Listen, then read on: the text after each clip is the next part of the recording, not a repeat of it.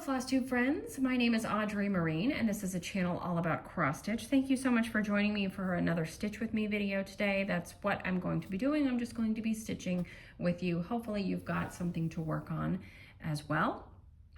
Today I'm going to be working on Mary Wigglesworth. Now, if you are a regular viewer of my channel, you will have seen my progress on this piece before. This is the chart from Hands Across the Sea Samplers. This chart is about 5 years old at this point, widely available. You can get it on the Hats website and possibly from your own local needlework shop. I have completed the top 2/3 of this piece. Now, the stitch count is just 249 by 249. It is a nice square sampler and not too big, and honestly, very enjoyable to stitch. Just has a tiny little bit of over 1 that I have already completed, and the rest is over 2. So very easy and satisfying stitching, this piece. As I say, I've completed the top 2/3, plus I've actually completed this floral motif down here. So I think I've got less than 1/3 to go on this piece. Not too many days left before I can see a finish on Mary Wigglesworth here. Today with you guys, I'm going to be working on this band right here. I have Mary Wigglesworth and I don't have the H or anything after it. And then the band, there's a small band above and below the text there. I'm going to be working on one of those. Get my chart to where I need to get it to, although it is pretty easy going. So you can see here that this band is made up of 2 colors, a blue and sort of a peachy orange color. I'm going to be using the blue with you guys here on this video. And for this project, I'm using the Called For 103s from Overa Soie. You can see the company name right there at the top of the spool. And then when we say 103s, we mean 100.3 or 100/3.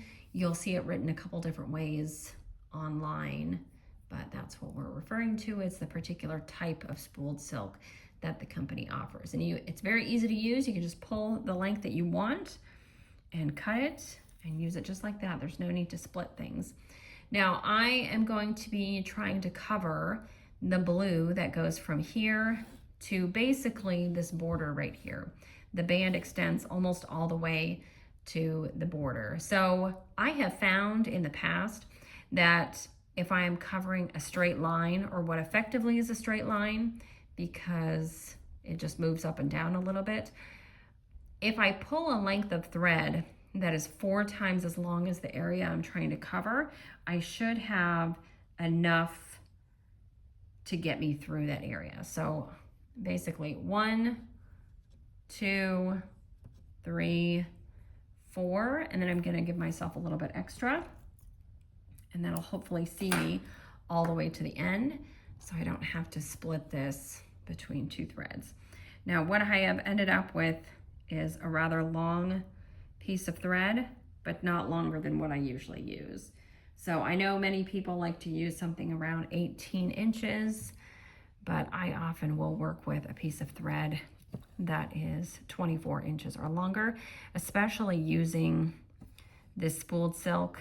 It's tightly twisted and very strong, so it takes a lot to get it to fray. And even when it does fray, it doesn't fray very much.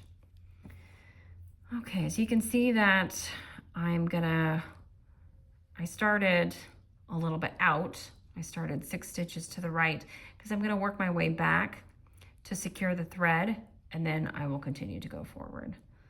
So that's what I'm doing here. I just use a sort of waist tail. Some people use waist knots, some people use pin stitches. I do use pin stitches, but in this instance, I don't need to, and so I'm not gonna bother. I'm confident in my pin stitches in that they are secure, very secure, especially since I have had occasionally to rip them out. I found just how secure they are, but if I don't need to use a pin stitch, I won't.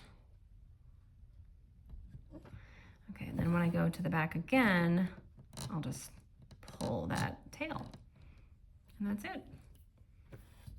thread secure, and now I can move forward. I'm really excited to get this piece finished. I recently finished William Curtis, also by Hands Across the Sea Samplers. That was a big, beautiful piece that was only just released a couple months ago. If you haven't watched my last Flosstube episode, episode 45, I will link that below. So you can check that out and see my finished William Curtis. And yeah, it's a beautiful, beautiful finish.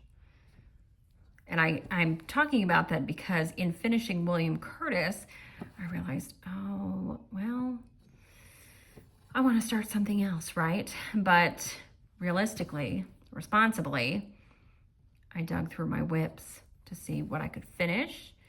You know, it'd be nice if I could lower my whip count before I crank it up again. So I pulled out a small sampler that I had started last November, I believe it was.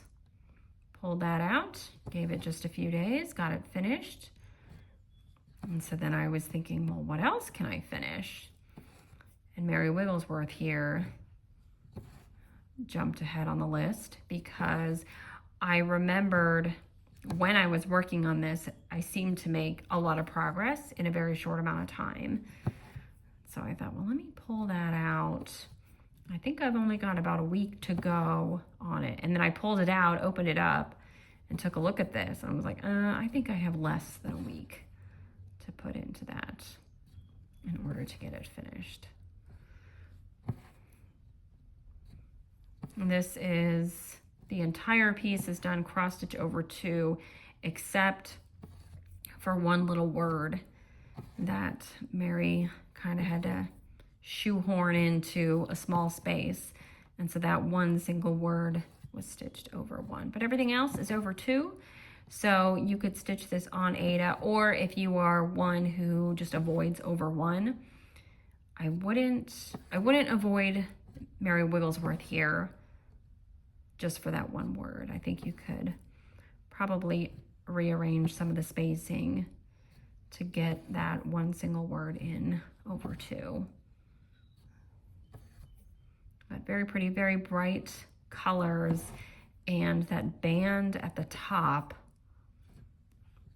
the floral band at the top, is just gorgeous and was a lot of fun to stitch. It has a rich red, a very deep saturated cobalt blue, and a very nice kind of limey olive green. 152 is the color. It's one of my favorite green silks to stitch with, 152. I also really like 199, but that's more on the yellow side.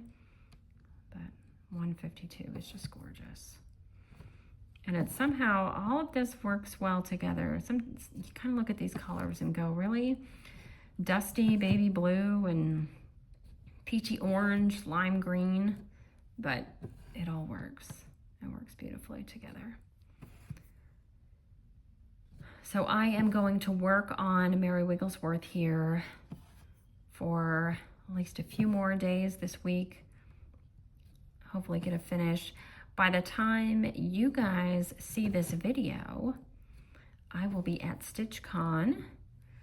So who knows how much stitching I will be able to get done on that trip. I'm not sure. I am usually pretty good about getting stitching done at retreats because I like to just sit and stitch. I don't do a lot of mingling and moseying. I'll kind of walk around here and there during breaks maybe. But for StitchCon, which isn't particularly structured, if I understand correctly, there are no presentations or no lectures. It's kind of a just stitch in the whole time.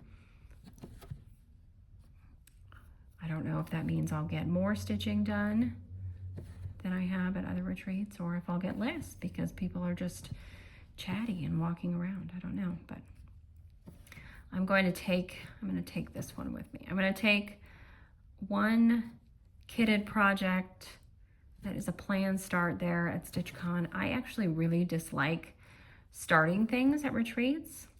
I do not like starting projects outside of my house. I feel more comfortable starting projects when I know I've got all necessary tools, threads, supplies. So to start something, not just out of town, but at a retreat and with my own particular personal conversion, it's a little daunting, but we'll see how it goes. Besides that though, I'm going to take Mary Wigglesworth here, and in the hopes that Mary Wigglesworth gets done, I'm gonna bring one other project just so I have an option. I was just gonna take 2 projects, but since Mary here is getting close, I mean, it is possible I get this done this week. Who knows, maybe by the time you guys are watching this video, it will already be done. You can follow me on Instagram at @StitchStitchBead for updates there. I don't necessarily post very often, maybe just once a week, but I often share things on my stories. So I might share a work in progress photo several times a week, so you can see what I am up to. Oh, there we go. Sometimes don't quite get it in the right hole. This is 46 count linen. This is a needle and flax, and this is Thornfield, if I remember correctly. Needle and Flax, Rachel, the dyer, she has both Thornfield and Hawthorne, and I always have to tell myself that it's not like Nathaniel Hawthorne, it's the other one, Thornfield. So that's why I always pause before telling you the fabric. And of course, as I said, I'm using the called for 100.3s. But included in this chart, there is a list of not just the 103s, but Soie d'Alger and DMC. And you can, of course, always make your own conversions to other threads that you might like better. I think the vibrancy of the silks, though, is hard to beat. And 100.3s on 46 count is probably my favorite combination. It's just perfection. Like, I think one strand of cotton is perfect on 40 count. I think a single strand of this 100.3 spooled silk is perfect on 46 count. I just love it. I think actually this piece would have done really nicely on 56 count, but this fabric I didn't have in 56 count. But I think if I were to stitch this again, and I will not, once I finish Mary Wigglesworth, I'll be done with Mary Wigglesworth. But if I were to stitch this again, I would stitch this on 56 count because it is almost entirely over 2. Charts that include a significant amount of over 1, I will stitch those on 45 or 46 count and not on 56 count, but I do really like stitching on 56 count. It's just over 1 on 56 count is very taxing. It just takes longer, no matter what linen count you're working on. You know, you just got to go that much more slowly with the over 1 to make sure you are in the right place with each little tiny stitch.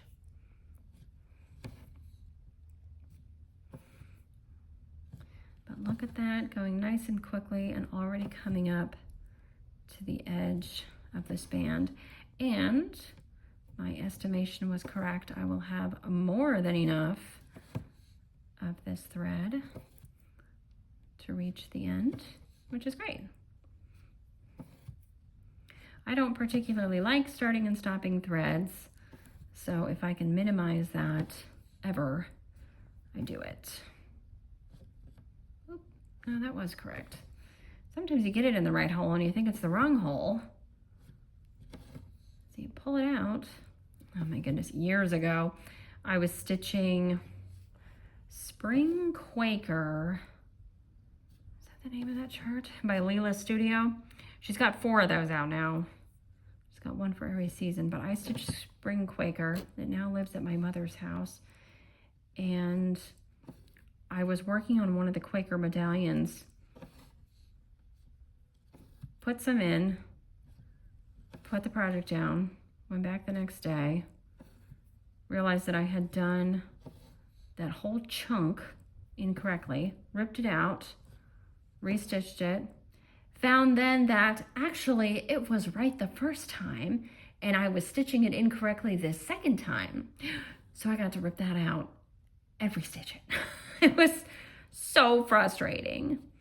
So frustrating. There was a lot of frustrations that came along with that piece, but it is a beautiful finish.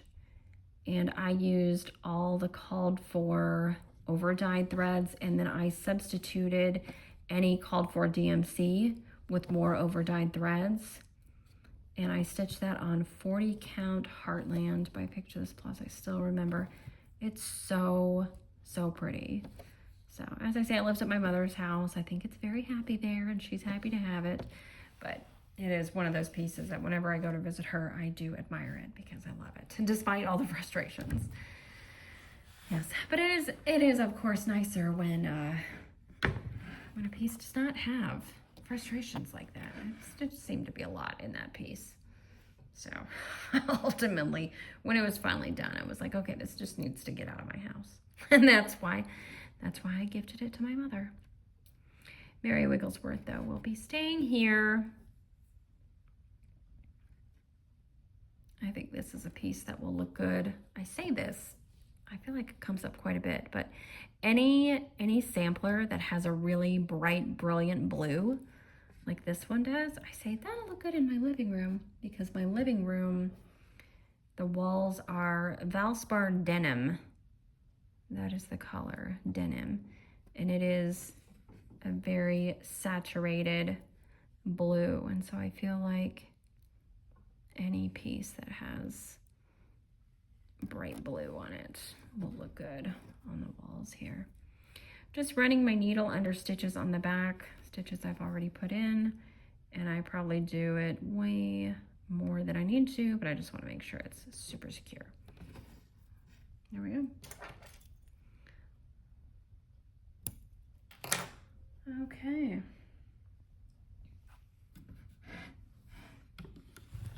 If you have questions about the tools that I'm using, I will link below my All About Needlework Tools video, and you can check out the information there. But this super cute needle binder here, this is Wallace and Gromit. If you're familiar with that cartoon series, I got this needle binder and a couple others from Bothy Threads, and I show all of those on my Flosstube episode 45 as well. But so Mary Wigglesworth here, if you're interested, as I say, it is available. You can get it most anywhere, and you can kit it up. It only requires 4, 6, 8, 10, 12. It only requires 12 colors. So if you're thinking of jumping on the silk bandwagon, but you don't want to invest in something that requires 20 or 30 colors, looking at you, Ann Thomas, then this would be a good option. It doesn't require a huge piece of linen because, as I say, it's 249 by 249. So on 46 count here, the design size is a little under 11 inches square. But if you stitch this on 40 count, I know many of you are more comfortable with 40 count linen than you are with 46 or 56. This silk can be used on 40 count linen. You're gonna get a little bit lighter coverage, but I know many people are still satisfied with the coverage that they do get with that combination, the 100.3 silks and 40 count linen. And on 40 count, it's gonna be about 12.5 inches square, the design size. So of course you'll need a little bit extra for margin, but as I say, if you're looking to try silks for the first time, you could kit this up and it's not going to break the bank. But of course, always great to use DMC. That's a wonderful option, and the threads that are chosen for each hat sampler. Nicola and the hats team, they do their absolute best to make sure that Soie 103s and Soie Delger and DMC, no matter which option you go with, you're going to get a similar looking product. So, but just beautiful. Love this piece, and we'll hopefully have a finish to share with you guys soon. But thank you so much for joining me. I know this was a shorter one today, but I have some packing and some getting ready for StitchCon to do. So I will chat with you guys again next week. Thank you so much, and happy stitching.